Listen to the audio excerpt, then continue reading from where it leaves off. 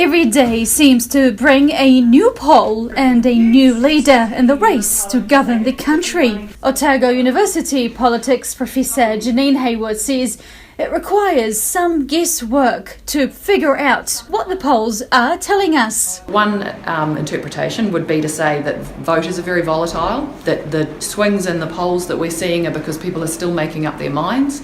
The other possibility is that those polls are polling very differently in terms of the people that they're engaging with and their methodologies around how they present that information. So it may be more that the polling methods are varying and voters aren't changing their mind that much. So, are the polls a reflection of voters reacting to attack politics, and are they being swayed by the personalities of the leaders or by their policies? With Jacinda Ardern coming into the Labour Party leadership, there was a huge change in voter preferences, and those changes are still happening. She says homelessness and equality are much higher on the list of concerns for voters than during previous election campaigns. The real issue is that actually you're also seeing that reflected in the policies and debate that the parties are having as well.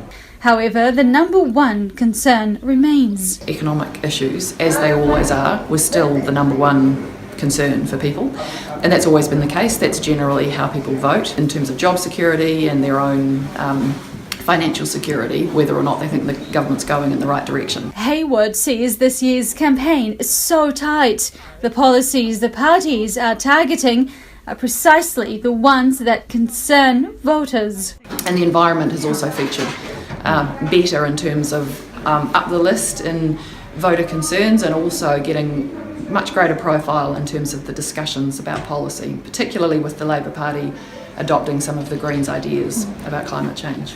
Despite all the media hype around the election, young voters generally still seem disinterested. But the hope is that with recent events, with particular interest from the youth vote this year, that may go up a bit. It's still going to be lower than everybody else's turnout to vote. Advance voting started last week and will continue until Election Day on Saturday. Mina Amso, The South Today.